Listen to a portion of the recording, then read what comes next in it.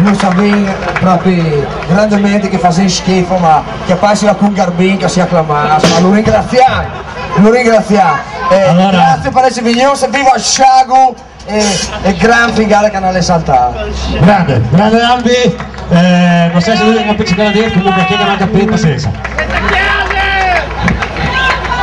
Imparatela lì. Prossimo talk.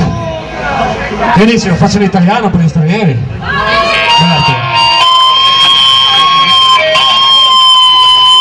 Allora, vediamo se mi ricordo come si parla. Allora, chi è che non conosce il friulano? Alzi la mano chi non conosce il friulano. Ecco, male, cosa aspettate a non parlarlo? Insomma, allora.